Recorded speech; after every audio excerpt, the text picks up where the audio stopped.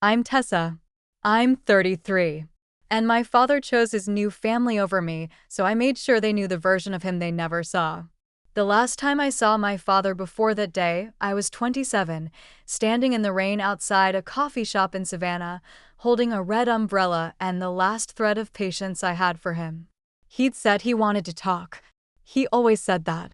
But talking to him usually meant listening to excuses about why he couldn't be there, or why things had to be the way they were, or why I should just let go of the past. 6 years passed. Silence. And then one day, an email came. Not from him, of course. From my cousin Sarah, who still worked as a receptionist at the firm where he was a partner. She forwarded me a flyer with the subject line, "Thought you'd want to see this." It was a glossy digital invite with gold cursive font and a professional headshot of him smiling confidently. Come celebrate Harold Bennett's 40 years in law. Join us at First United Methodist Church for a retirement reception honoring a pillar of our community. It wasn't the image of my father that shocked me. It was the wording. Beloved husband to Diane, proud father to Ethan, Jonah, and Kate. I read that line 4 times. Then once more, just to be sure. And then I laughed. A small, bitter sound that caught in my throat and turned into a lump I couldn't swallow. I wasn't in it. Not a mention. Not even a vague "and one daughter." It was like I'd been erased. I don't know what possessed me to show up that day. I hadn't spoken to him since that awful coffee shop conversation, and he sure as hell hadn't reached out since. But maybe that was the point. Maybe I needed to remind him, and everyone else, that I existed. That I had been part of his life before he decided to rewrite his story. So I drove 3 hours from Atlanta to Charlotte, wore a simple navy blue dress, and walked into the church alone. The reception was already in full swing. People buzzed around like bees, lawyers, old friends, family acquaintances, all dressed in semi-formal Sunday best. There were framed photos on easels at the entrance. One showed him holding a fishing rod with his new sons. Another of him and Diane at some gala, her dress sparkling like something out of a bridal magazine. Then there was one of him pushing a little girl, Kate, I assumed on a swing set. I stood there for a full minute just staring at those photos. I used to be in photos like that. Used to. I walked in and took a seat in the back. The church smelled like lemon polish and artificial flowers. People gave me polite nods, like they weren't sure if I was a guest or part of the waitstaff. No one recognized me. Which made sense, I guess. I'd been gone long enough to become a stranger. Then I saw him. Harold Bennett. My father. Standing at the front in a tailored suit, looking proud and polished, and every bit the respectable Southern gentleman he'd always tried so hard to be.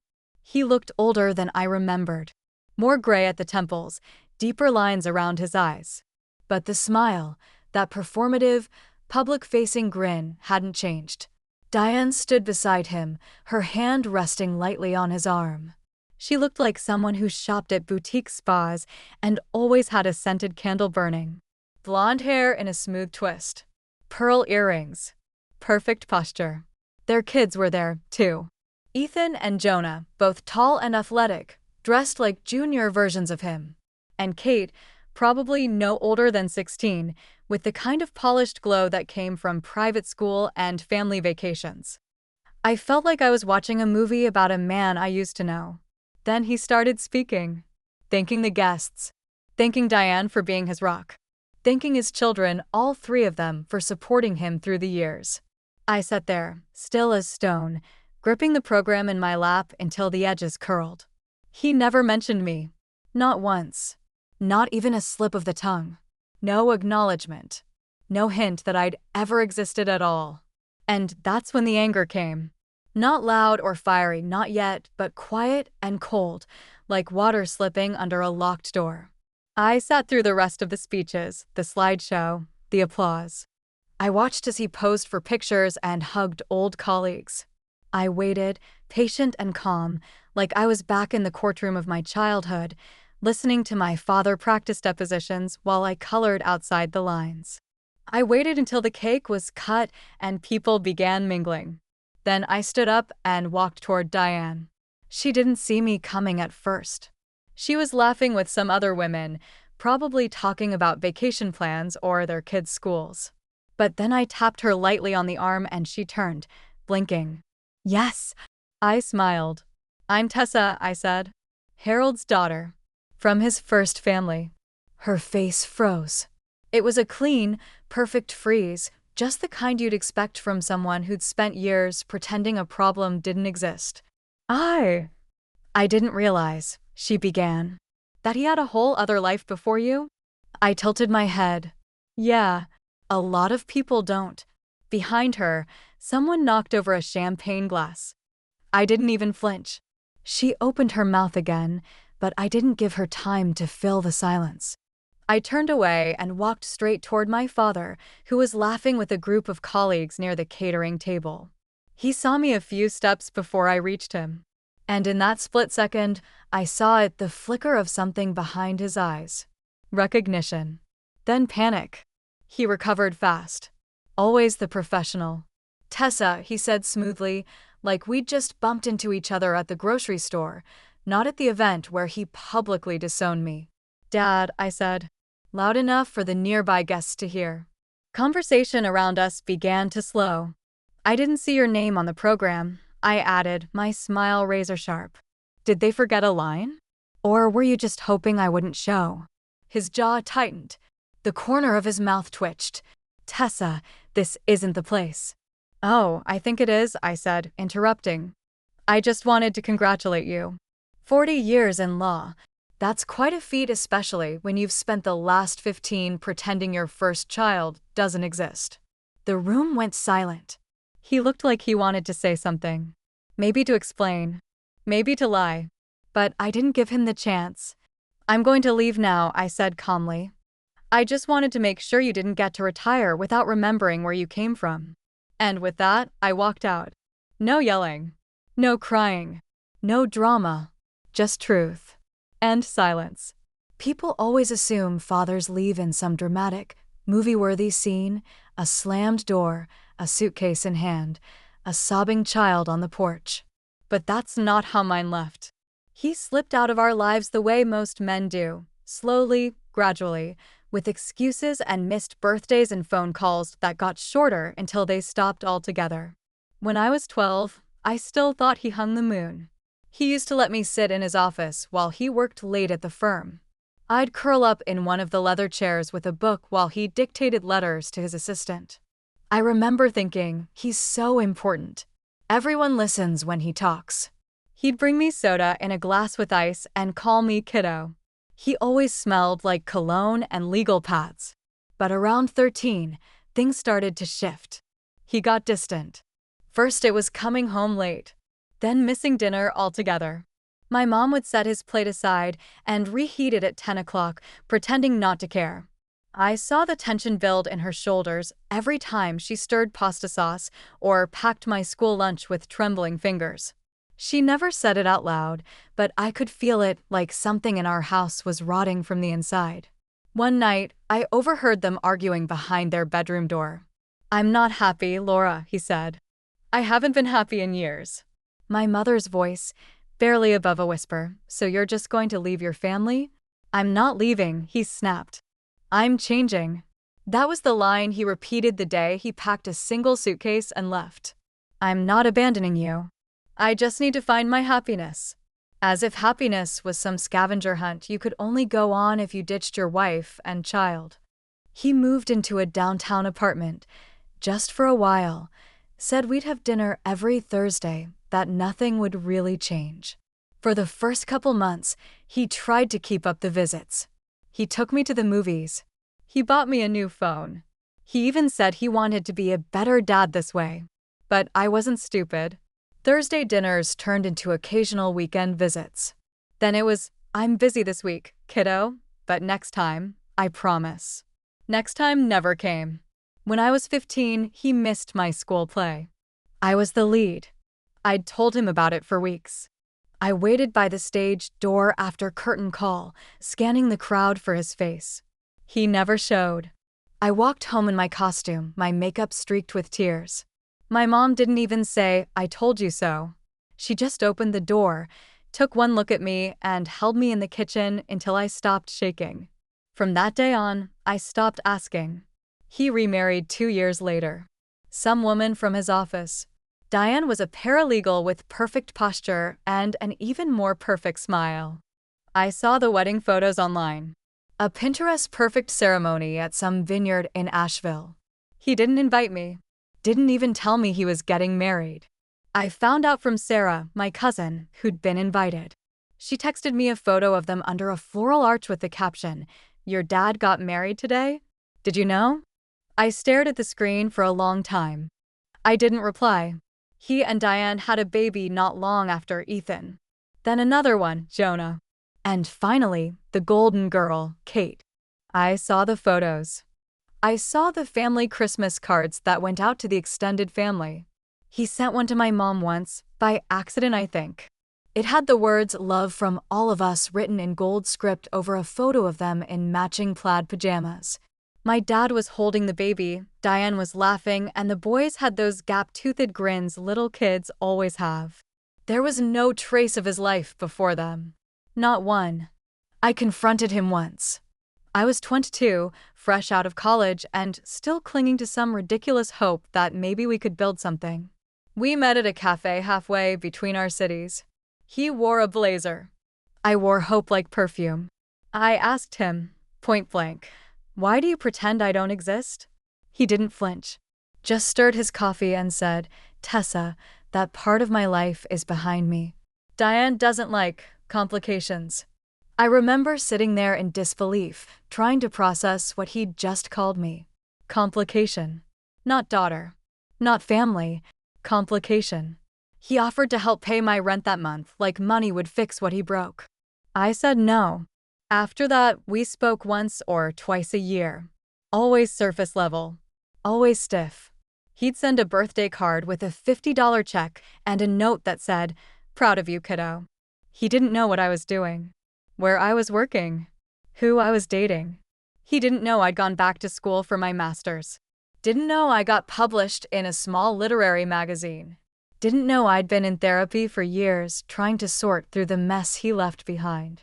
And yet, despite all that, some traitorous part of me still missed him. That's what hurts the most, I think. Not just what he did, but how hard I kept trying to hold on to some version of him that never really existed. My mom did her best. She never badmouthed him, even when she should have. She worked extra hours as a nurse, put me through school, and still had energy to braid my hair before dances and bake cookies when I had bad days. But there's something about the parent who leaves. They leave the scar not just from their absence, but from the question they leave behind. What's wrong with me that made them go? I asked myself that question for 20 years. I know now it wasn't me. It was him. His cowardice. His selfishness. His inability to deal with anything that wasn't shiny and easy and new. But knowing doesn't erase the damage. So when I saw that flyer, the one with his face and the words "Proud Father" printed like a damn medal, something in me snapped. Not in a vengeful way. Not even in a bitter way. It was clarity. I was done pretending I was okay being invisible. I was done swallowing the truth so he could look better in front of his country club friends and church committee. I didn't show up to that retirement party to make a scene. I showed up so he couldn't erase me. I showed up to remind him that the first life he walked out on, it didn't disappear. It just learned how to speak. I used to think the worst thing my father ever did was leave. But I was wrong. It wasn't the leaving, it was the rewriting. The slow, deliberate erasure of everything that came before his real life began. As if my mother and I were just a rough draft he crumpled up and tossed aside. As if love had an expiration date. But the betrayal? The real betrayal didn't happen when I was a kid. It didn't happen when he forgot my birthday, or missed my graduation, or remarried without even telling me. No, that came much later. It was the day he asked me to lie for him. I hadn't heard from him in months. It was 2 years before the retirement party, right after I finished my grad program. I was living in Atlanta, broke but proud, working 2 jobs and trying to build a career in nonprofit communications. My phone rang on a Tuesday afternoon, and when I saw his name, I almost didn't pick up. But curiosity still had claws in me. Tessa, he said, like we talked all the time. My stomach tightened. Hi, Dad. I need a favor. No preamble. No, how are you? Just, I need a favor. That was how I learned he'd been claiming me on his taxes for the last 5 years. Said it made things simpler. Said it was just paperwork and didn't affect anything. Except it did. Because that year, I'd applied for a federal grant for early career professionals and got denied for exceeding the household income threshold. I had cried in the kitchen of my one-bedroom apartment when that rejection came in. I'd needed that money. I'd worked for it, earned it, but someone at the Department of Education thought I lived in a two-parent household earning over $200,000 a year because my father had fudged the numbers. I found out when I filed my taxes and got flagged. The IRS told me my SSN was already claimed. So when he called asking me to back him up in case anyone asked, that's when I understood. He hadn't just left me. He'd been using me. You know I don't live with you, I said slowly, heat rising in my chest.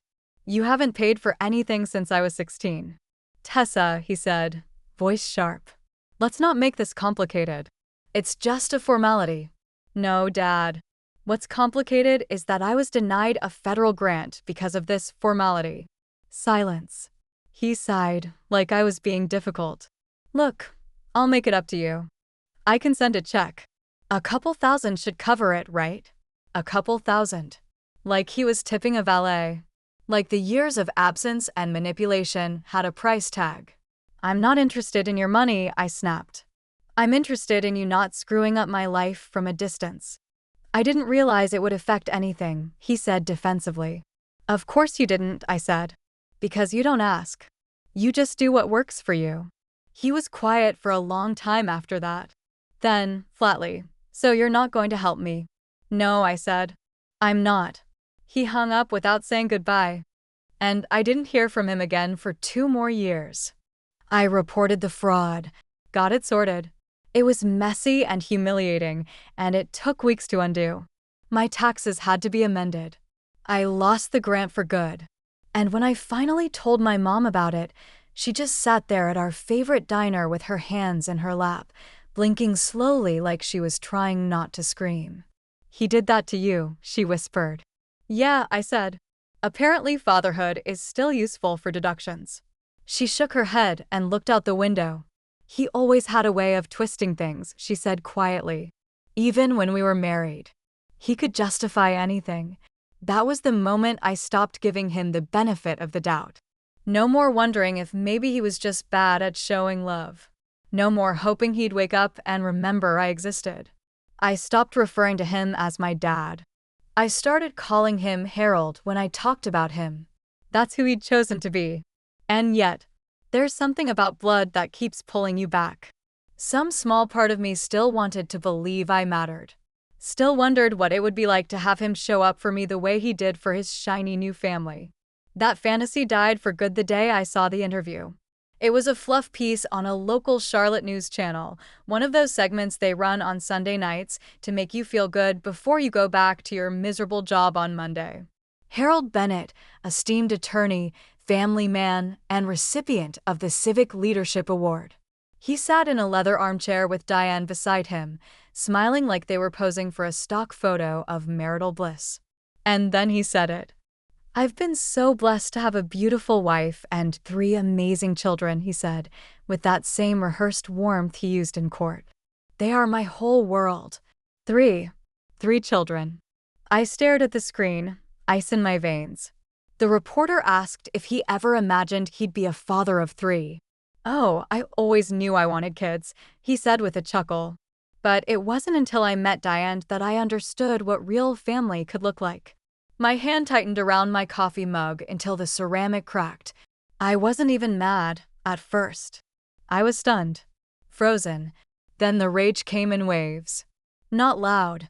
Not explosive. Just steady. This man, who missed every school event, who sent generic birthday cards, who used me as a tax write-off, Was out here giving interviews about being a family man? I felt like I was going to throw up. I sent the clip to Sarah. Her reply came fast. Holy shit. Do they not even know about you? I didn't answer. Because I realized then, maybe they didn't. Maybe Diane and the kids thought I was dead, or estranged, or worse, had never existed. And maybe that was Harold's plan all along. To rewrite his story from scratch. Perfect man. Perfect family. Perfect life. No mess. No history. No Tessa. He hadn't just abandoned me. He'd erased me. That was the moment the idea took shape. I wasn't going to yell. I wasn't going to beg. But I was going to be seen. And not just by him. By all of them. So I waited. Waited until I heard about the retirement party. Waited until I knew Diane and the kids would be there. Waited until all those polished colleagues and board members and church elders gathered to praise him. I let them have their photo ops. Their speeches. Their buffet line with crab cakes and mini quiches. And then I stepped into the light. Hi, I'm Tessa, I said to Diane with that calm, dangerous smile. Harold's daughter. From his first family. She went pale like someone had thrown cold water over her. I didn't raise my voice. I didn't make a scene. But I did make sure every single person in that room heard who I was. I spoke with clarity. With purpose. I said his name and my truth loud enough to echo through that pristine church hall. I didn't need revenge in the traditional sense. I didn't need to ruin his career or tear down his legacy. All I needed was one moment, just one, where the mask slipped, where everyone saw the crack in the portrait, where he saw that I was still standing, still here, still very much alive. And I got that moment. I'll never forget the look on his face. It wasn't fear. It was recognition. Like something long buried had just clawed its way to the surface. And for once, just once, he couldn't hide. I didn't cry when I left that church. I thought I might. Thought I'd get in my car and fall apart in the parking lot. But instead, I felt hollow. Like someone had scooped everything out of me with a silver spoon and left nothing but echo. I drove for miles without turning the radio on. Just the sound of my own breathing, shallow and fast, and the steady hum of tires against pavement. It wasn't until I got back to my apartment, that tiny one-bedroom with mismatched mugs and peeling countertops, that it hit me. Not the rage. Not even the sadness. The emptiness. I sat on the floor of my kitchen and stared at the fridge for an hour. There was a sticky note on the door with a grocery list I'd written the day before. Milk. Oatmeal. Toothpaste. Like life was just going to keep moving, like I hadn't just stood in front of 100 people and reminded my father, out loud, that I was real. I'd thought it would feel satisfying. It didn't. It felt like nothing. Because the truth was, I hadn't done it for closure. I'd done it for a reaction. And the reaction I got? A flicker of recognition, a moment of guilt, and then silence. He hadn't called. He hadn't texted. He hadn't followed me out into the parking lot or sent some dramatic apology the next morning. He'd just gone on with his life. That's when I broke. Not because of what happened, but because of what didn't. He wasn't angry. He wasn't shocked. He wasn't anything. He was indifferent. And nothing cuts deeper than knowing someone who made you, someone whose blood runs in your veins, could shrug off your existence like it never mattered. I spent the next few days in a fog. I went to work. I answered emails. I wrote press releases and attended Zoom meetings. I smiled at coworkers and nodded through deadlines. But every night, I came home and sat in the dark. I couldn't eat. Couldn't sleep. Couldn't stop thinking about every time I'd excused his behavior. Every time I'd told myself he was trying. That maybe he was just emotionally stunted or afraid or overwhelmed. But he wasn't. He was just selfish. And I was done bleeding for someone who couldn't even be bothered to bring a Band-Aid. I didn't tell anyone what I'd done at the church, not at first. Not even my best friend Olivia, who had been in my life since college and knew every scar I kept hidden. Until one night, after 3 glasses of wine and 2 frozen burritos, I cracked. I crashed his retirement party. I blurted into the phone. There was a pause. You did what? Olivia said, her voice rising. I told her everything. The flyer, the speech, the omission, the confrontation. How Diane's face froze and Harold's smile cracked just enough for me to see the real man underneath. Olivia was quiet for a long time. Then she said, I'm proud of you. I started to cry, because it was the first time anyone had said that to me in years. I feel like I should feel good about it, I sniffled. But I don't. I feel like it didn't change anything. Maybe it didn't change him, she said gently. But it changed you. I let those words sit in the air. It wasn't revenge.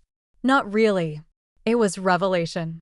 And sometimes the most painful thing isn't exposing someone else, it's exposing the truth you've been running from. He didn't love me. Not the way he loved them. Not the way fathers are supposed to love daughters. And that truth cracked me open. I started therapy again, after a long hiatus. Found someone who specialized in estranged families and complicated grief.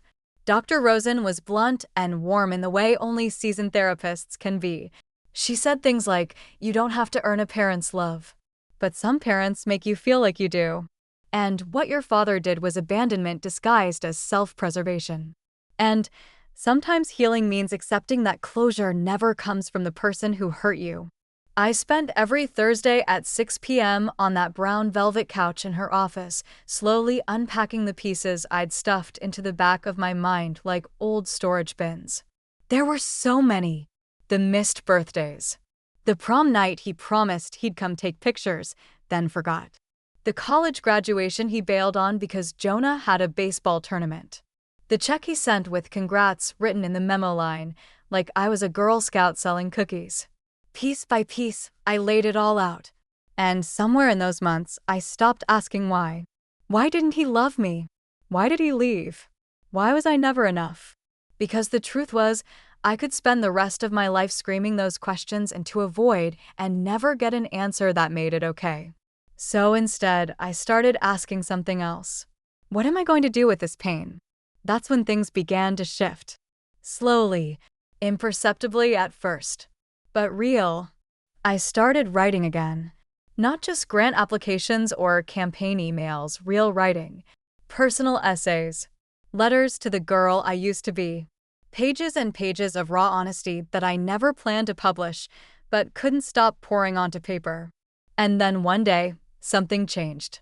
Sarah, my cousin, the one who had sent the retirement flyer, called me in a panic. Did you know your dad's daughter is doing a school project about her family tree? I blinked. You mean Kate? Yeah. Apparently she's in high school now. Posted some slideshow online for her AP history class. A family timeline. It's public. Go look at it. I found it easily. A pastel-colored Google Slides deck with clip art and neat bullet points. There were photos, stories, family milestones. And then there it was, the opening slide. The Bennett family, from my parents' love story to our present. I clicked through. Harold and Diane's wedding. Ethan's birth. Jonah's first baseball game. Kate's baby photos.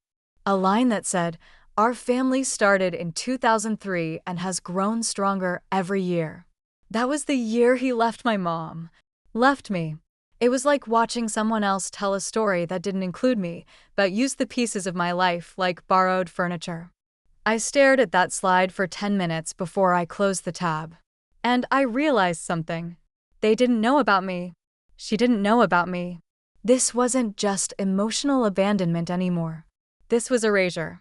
He hadn't just rewritten the narrative, he'd passed it down. And I couldn't let that stand. Not for revenge.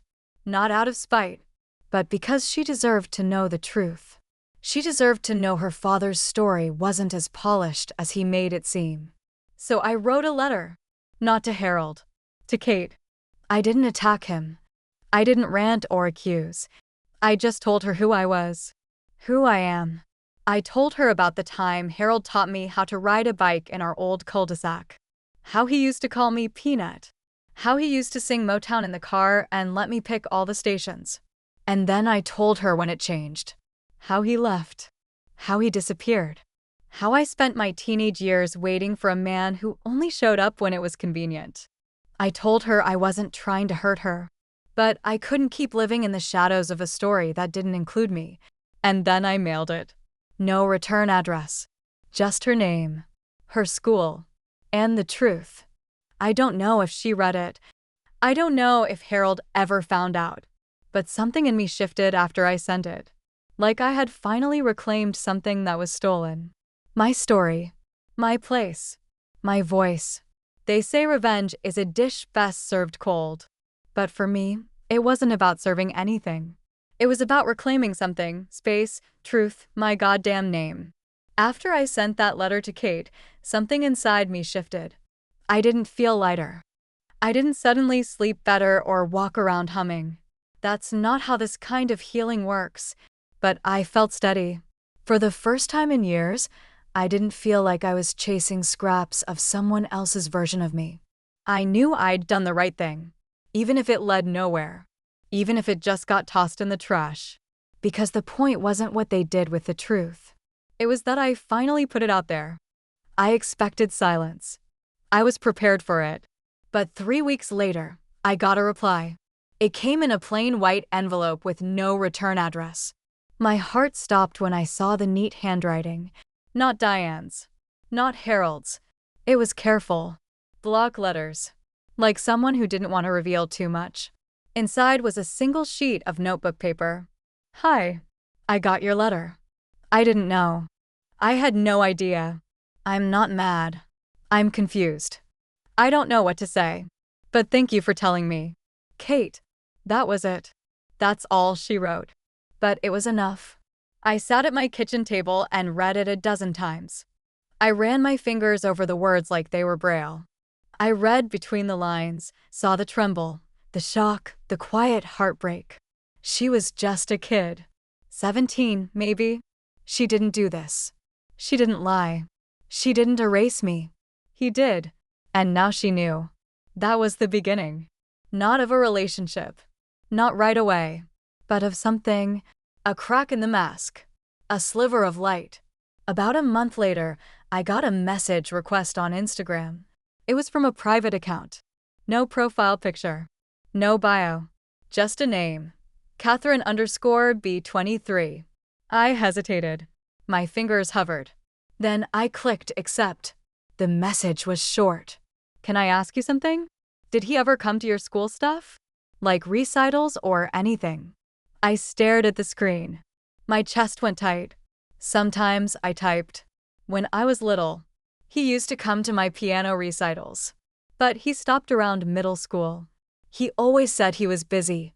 The typing bubbles appeared instantly. Same. She was putting pieces together. Pieces she wasn't supposed to have. It went on like that for weeks. Quiet messages. Sporadic questions. Her needing to understand. Not just who I was, but who he really was. Did he used to drink scotch back then? Yeah, Glenfiddich. He kept it in a brown bottle with a green label. Why? Still does. Says he quit during college. Lies so casually it's scary. There it was again, the unraveling. It wasn't just about me anymore. It was about the image he sold to everyone. The family man with the Civic Leadership Award and pastel Easter cards and a daughter who suddenly wasn't so convinced he was Superman anymore. Eventually, Kate asked to meet. I was stunned. Terrified, honestly. What if she hated me? What if this was some trap, a setup to guilt me, or silence me, or drag me back into the shadows? But something in her voice, well, in her words, felt honest. I just want to look you in the eye. That's all. Please. So we met. A little cafe halfway between Charlotte and my city. Neutral ground. I wore jeans and a black sweater. Nothing fancy. Nothing intimidating. Just myself. She walked in 10 minutes late, wearing a hoodie and a ball cap pulled low. She looked like him. I saw it instantly. The chin. The sharpness in her eyes. The way she crossed her arms when she was nervous. I stood to greet her, unsure if I should hug her or wave or just say her name. She beat me to it. Hi, she said. Then, quietly, you look like me. I laughed, too quickly. Other way around, technically. She smiled. We sat. And we talked. Not about the betrayal. Not right away. We talked about music. About her favorite teacher. About how Diane insists on themed family vacations. About how Harold once yelled at her for not saying thank you to a waiter and then didn't speak to her the whole drive home. It was little things. But in those little things, the picture got clearer. She was realizing, slowly and painfully, that the man she called Dad wasn't the man she thought he was. I don't hate him, she said at one point. I don't trust him. I nodded. That's normal. I mean, it's human. We all want to believe our parents are better than they are. She looked down at her cup. Stirred the coffee without drinking it. Did it mess you up? She asked softly. Like, being forgotten? That hit me in the gut. Yes, I said, honest. But not in the way you might think. It didn't make me angry. Not at first. It made me quiet. Small. I started shrinking myself to fit into whatever version of me made other people comfortable. Kate didn't respond right away. Then she whispered, I think I've been doing that too. We didn't stay long. An hour, maybe. But when we stood to leave, she surprised me. She hugged me. Not long, not tight, but real. I'm glad you wrote to me, she said into my shoulder. And just like that, the tables started to turn. Not violently, not loudly, but slowly, deliberately, with truth. A few days later, I got another message. He knows. That's all she said. Then another. He saw our texts. Flipped out. Said you're manipulating me. I braced myself.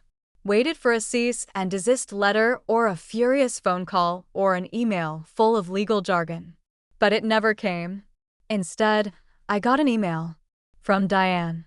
It was shockingly polite. Subject: clarification. Tessa, I understand you've been in contact with Kate. While I can't say I agree with how this all came to light, I do appreciate your discretion and the fact that you seem to care about her well-being. I would appreciate it if we could keep this between the two of you and avoid causing unnecessary tension in the family. I hope you understand. Diane. I stared at it for a long time. Avoid unnecessary tension. Right.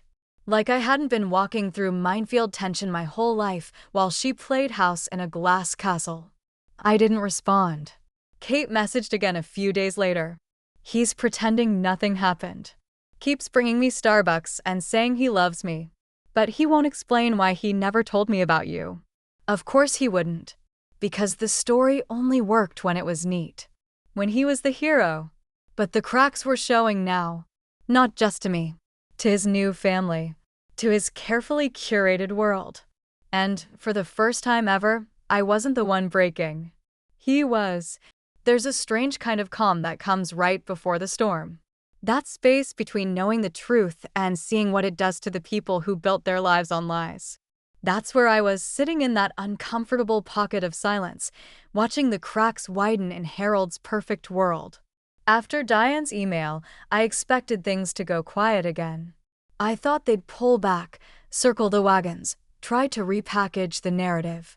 But that's not what happened. Kate kept messaging me. More than ever, actually. At first, it was cautious. A question here, a memory there. She'd ask about what he was like when I was little. Did he ever take me to the park? Did he sing in the car? Did he yell like that back then? And then, slowly, it turned into confessions. He won't talk to me. Just says I'm confused. He says you're bitter. That you're trying to hurt him. But, if that's true, why does so much of what you said make sense? Kate wasn't stupid. She was 17, but she had Diane's sharp instincts and Harold's ability to sniff out bullshit. And now that the seed was planted, there was no unlearning it. No unseeing the inconsistencies. The more she poked, the more Harold tightened the leash. She told me he started checking her phone, grounded her for attitude, took away her laptop when he caught her writing in a private Google Doc called Things I'm Not Supposed to Say. He was spiraling. Fast. Meanwhile, I was watching from the outside, like a ghost looking through a window. And I couldn't lie, it gave me a quiet, grim satisfaction to know that his perfectly choreographed life was unraveling, not because I shouted from the rooftops, but because the truth had finally learned how to whisper. But satisfaction isn't peace. And tension doesn't sit still. It escalates. It was a Saturday morning when everything started to really boil over. Kate sent me a photo. It was blurry, taken quickly, like she wasn't supposed to be holding her phone. It showed Harold in the living room, pacing in front of the fireplace, yelling at Diane. The message that came with it chilled me. He found out I told Ethan. Said, "I'm destroying this family. Diane just keeps crying." I didn't even tell Ethan everything. Just that I have a sister. Is that really so awful? I didn't answer right away, because I didn't know what to say. Harold wasn't just unraveling, he was trying to tighten the narrative with panic. Like someone shoving bricks back into a collapsing wall with their bare hands. By Monday, I got the email. This time from him.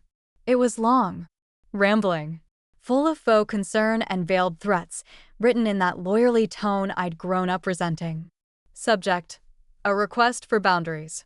Tessa, I'm aware you've reached out to Kate, and I won't stop you from communicating, but I do ask that you be mindful of the impact this is having on our family.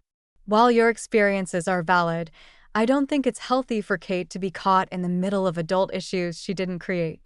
I've tried my best to be a good father, despite mistakes, and I don't think any of this benefits from further stirring the pot. Please consider the emotional ramifications before continuing this relationship. Harold. I stared at that last line. Please consider the emotional ramifications.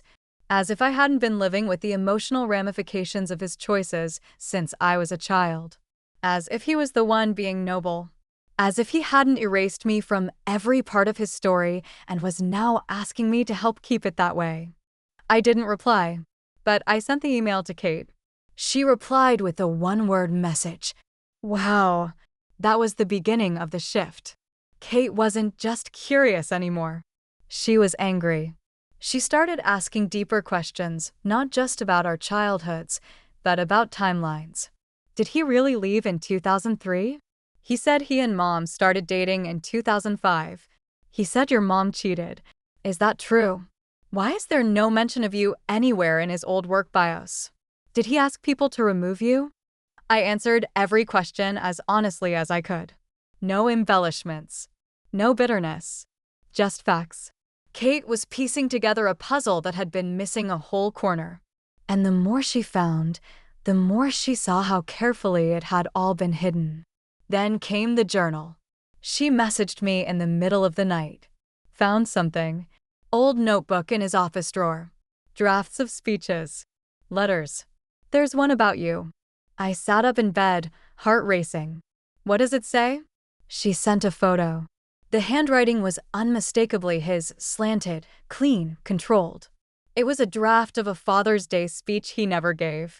When I look at my children, I see hope. I see future. I see the clean slate I never had. My first life was full of mistakes. Full of tension. I don't want to bring that weight into the home I've built now. It's better left in the past. Some truths aren't useful. Some stories do more harm than good. Sometimes, kindness means letting go completely. Letting go. Completely. That's how he framed it. Not as abandonment, but as some sort of noble sacrifice. He wasn't a runaway father. He was a curator of happiness, keeping his new family free of unhelpful truths. I should have been furious. Should have screamed into my pillow or punched a wall. But all I felt was this deep, sad clarity. That was all I'd ever been to him, the past. The mistake. The proof of his imperfection. And he'd rewritten himself as someone who learned, someone who did better the second time. The second time. The family that counted. That weekend, Kate went nuclear. Not by screaming. Not by storming out. But by going public. She posted a photo on Instagram. Just one, a side-by-side collage of us. One of me at age 10, playing piano at a recital, my hands poised on the keys. One of her at age 10, in the same pose, same expression, same crooked smile. The caption?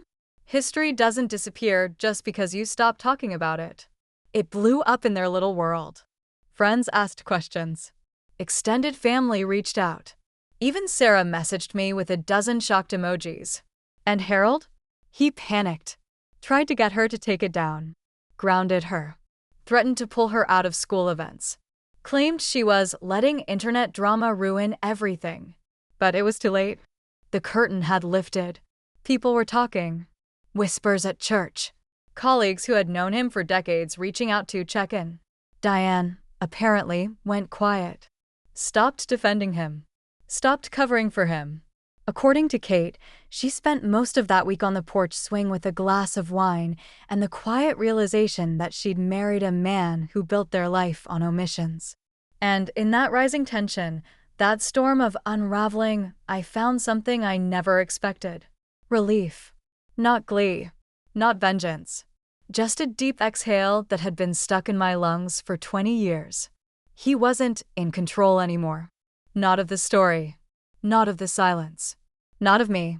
I used to fantasize about the moment the truth would explode. Not just be whispered. Not slowly leaked in half-truths or vague suggestions. I'm talking scorched earth.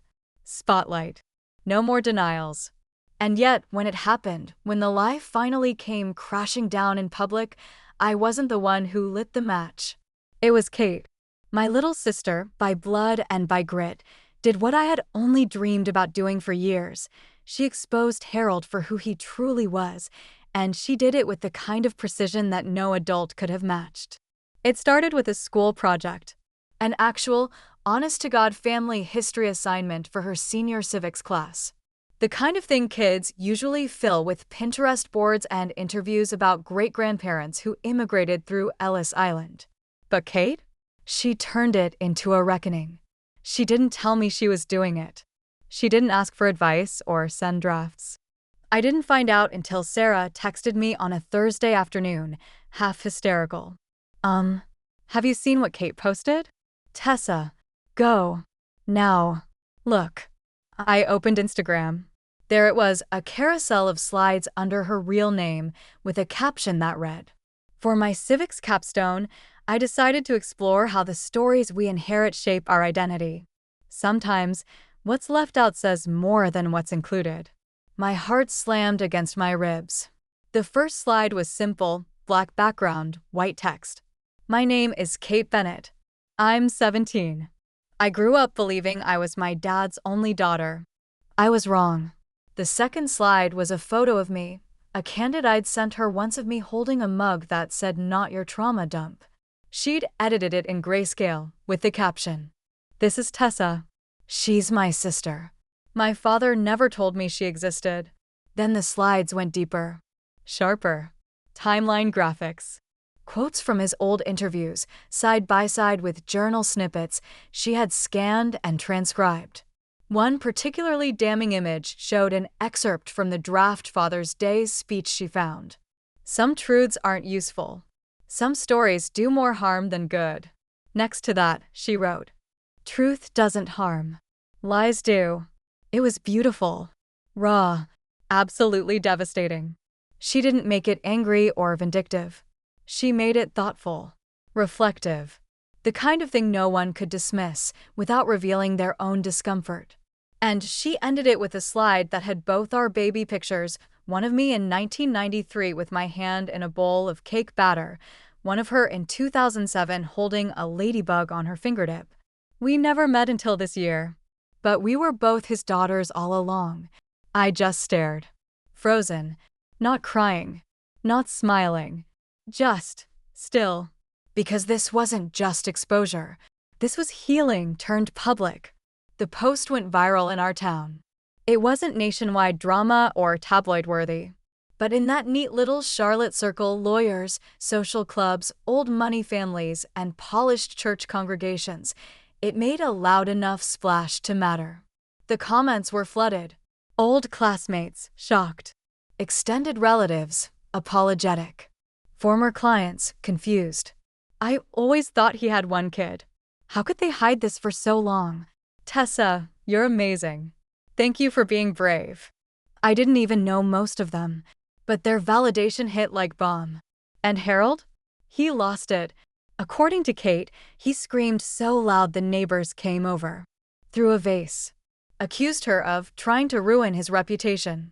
As if he hadn't already done that by choosing to live a lie. The firm he used to work for, now run by younger partners, released a quiet statement saying they were unaware of the personal situation and wished all parties peace. Translation: don't drag us into this.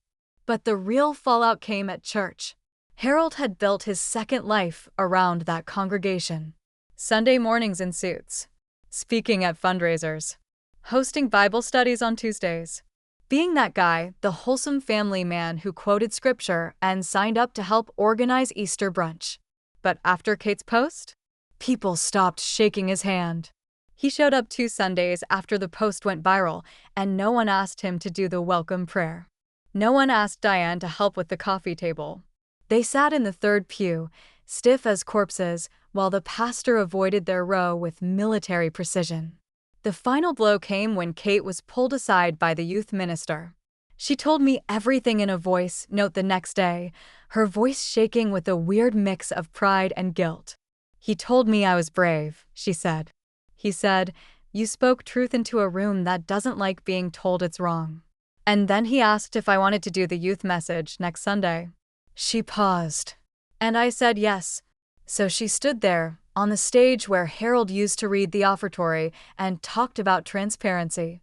About how families break, and how pretending otherwise doesn't make the break less painful, it just makes it quieter. She never said his name, but everyone knew. And afterward, Diane? She came up to her, hugged her. For the first time since the explosion. I'm sorry, she whispered. I didn't know. I believed everything he told me. Kate told me she didn't say anything in return. Just stood there, frozen, unsure if she wanted to comfort her or demand more. But later, Diane did something that surprised both of us. She reached out to me. In email. Subject: apology.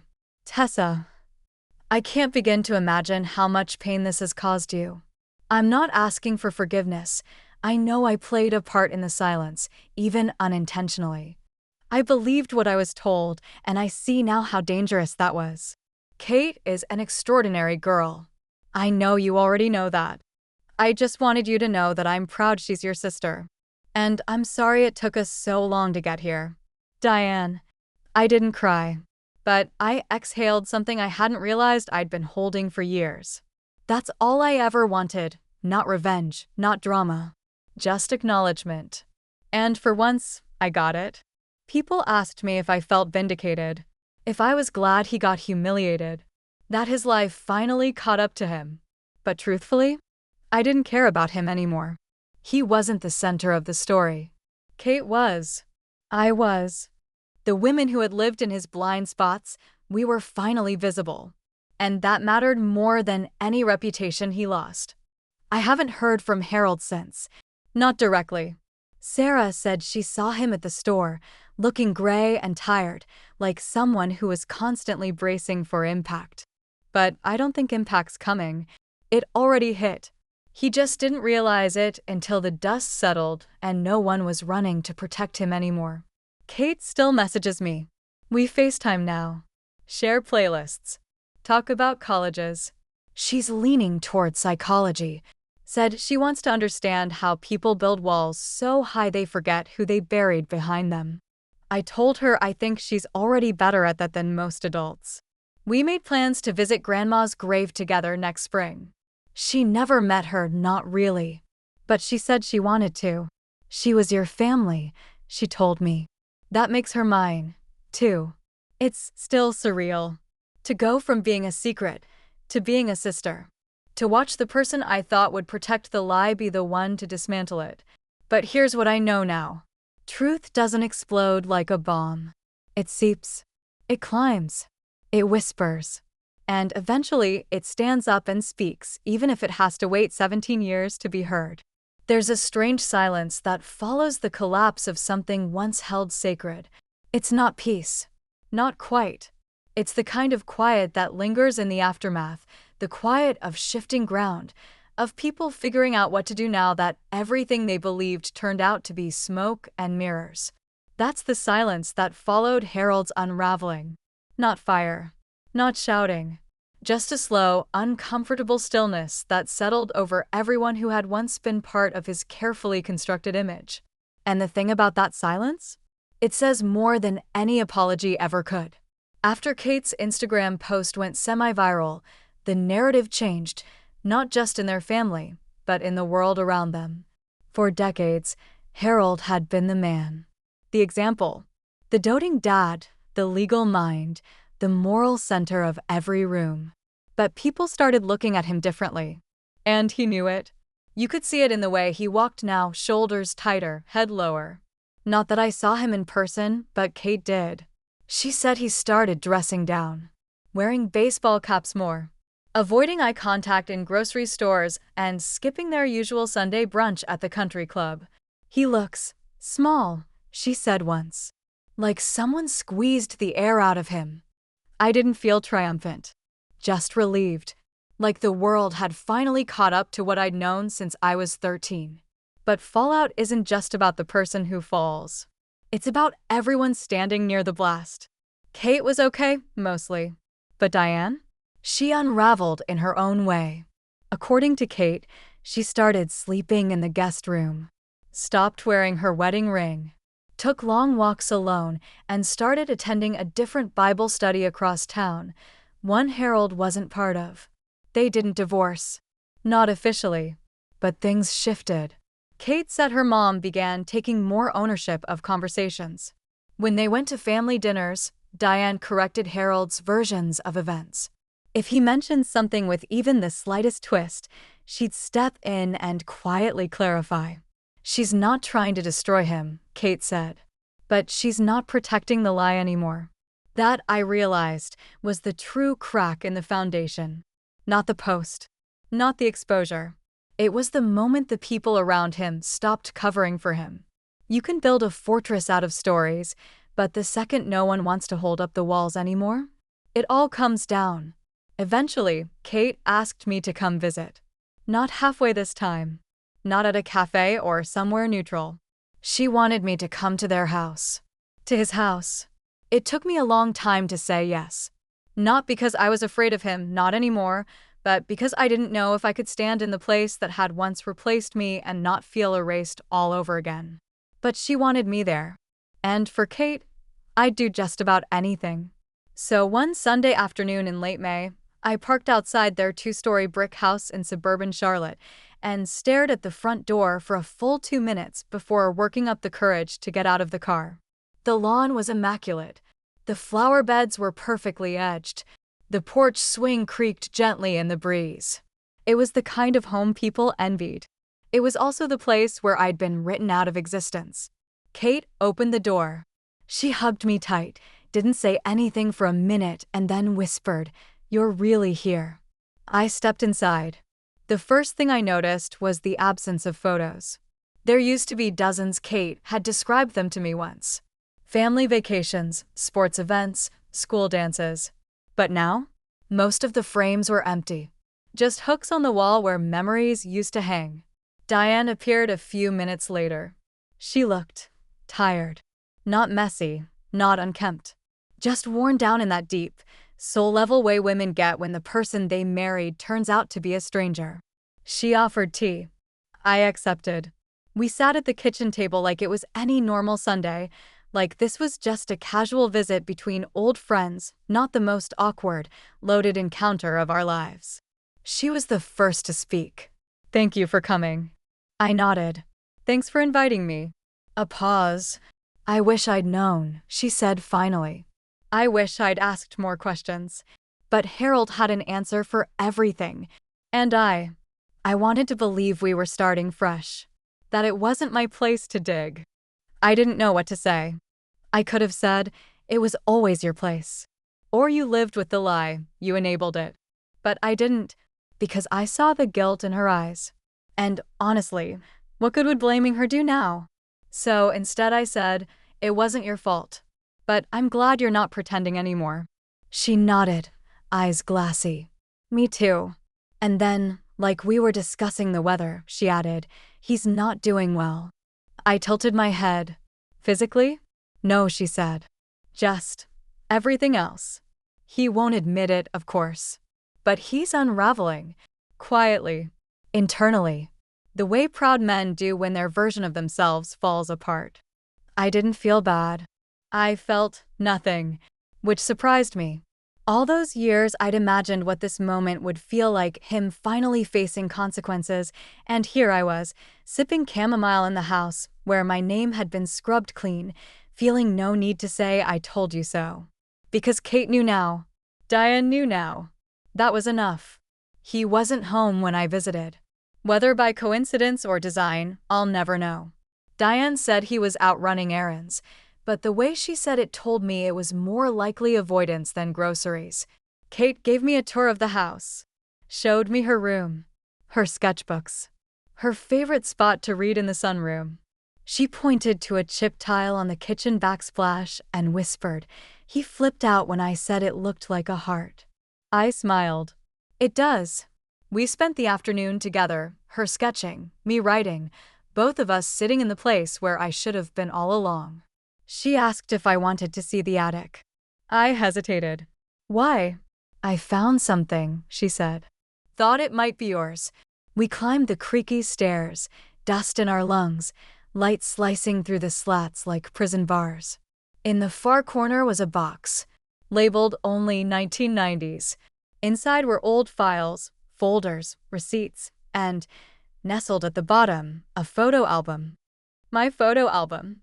Me at age 5, in pigtails and pink overalls. Me with Harold, at a petting zoo.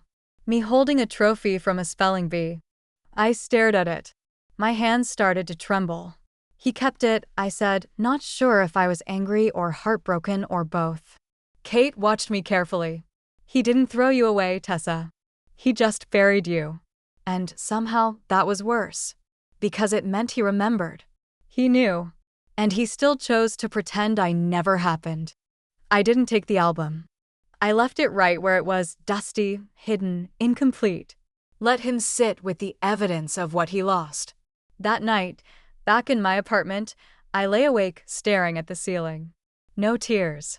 Just breath. Long, deep, quiet breath. Because sometimes the fallout isn't destruction.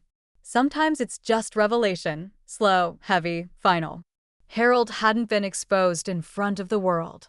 He wasn't publicly shamed or arrested or dragged on national TV. But he was seen. The man behind the mask, finally revealed. And the people he loved most?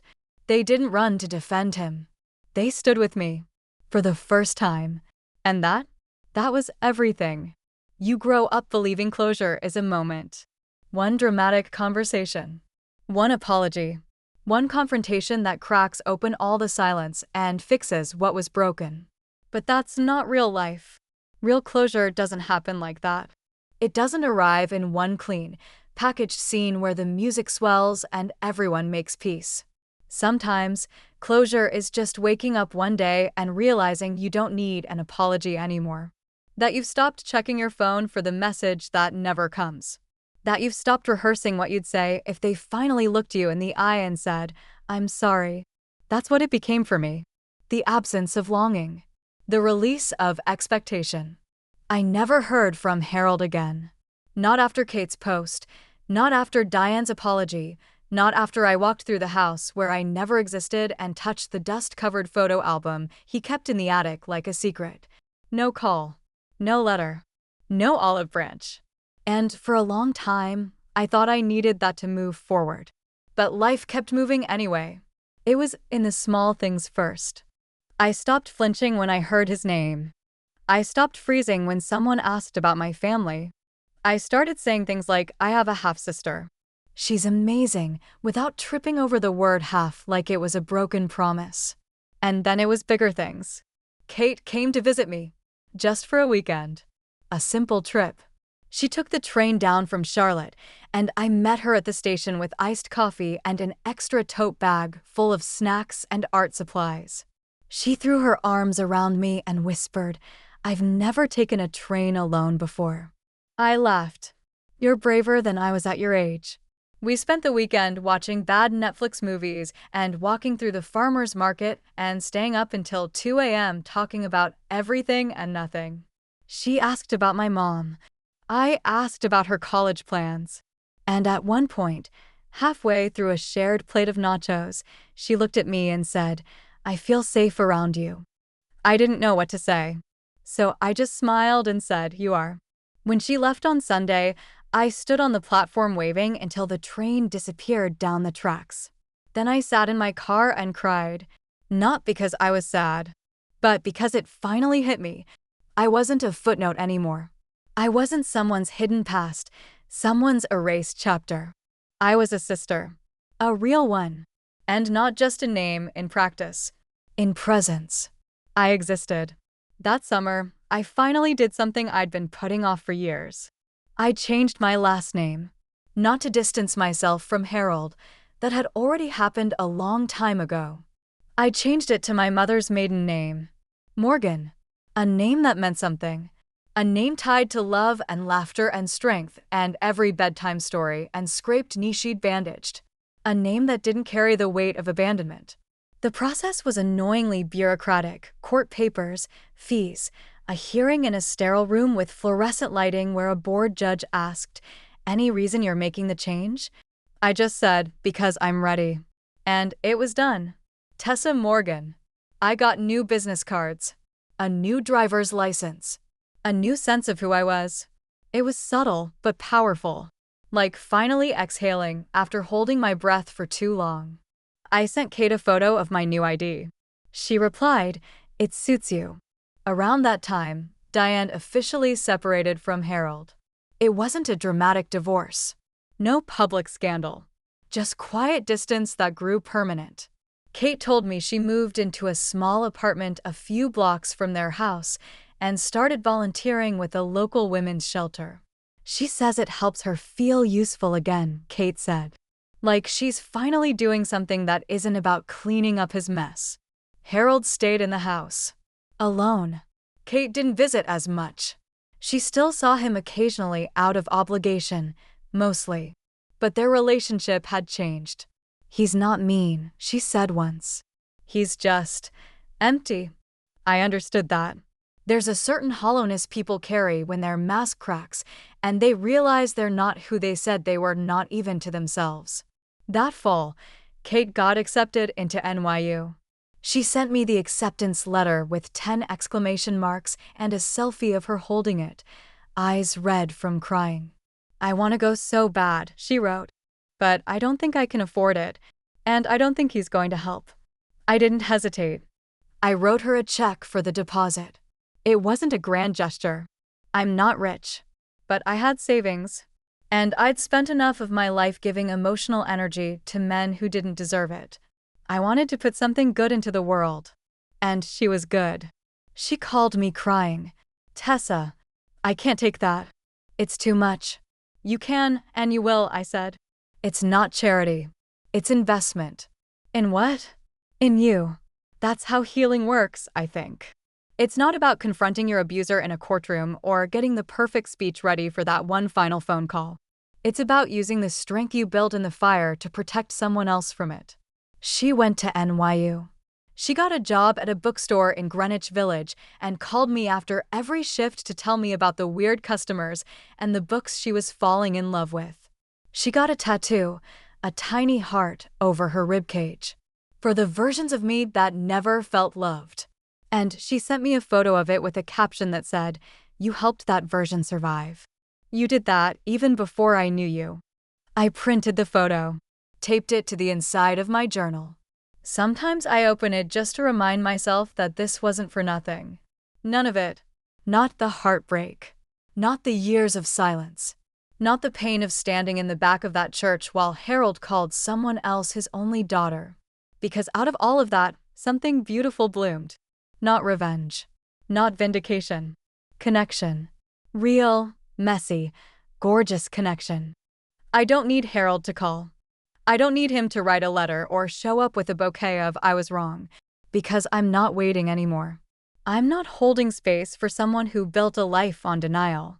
I'm building something new, something honest. And it started the day I told the truth, even when no one wanted to hear it. Kate visits me every holiday now. She brings cinnamon cookies and handmade cards. Last Christmas, she brought her girlfriend, a sweet, shy philosophy major named Marin, and we all watched the holiday in our pajamas and laughed until we cried. She calls my mom Auntie Laura. My mom pretends she doesn't cry every time. I told her once, "You saved me." She shook her head. "No," she said. "You saved me. I just had the louder microphone." We saved each other, I think. And maybe that's all the closure I ever needed. Not from him, but from the part of me that believed I wasn't worth saving. Because now, I know I am. I always was.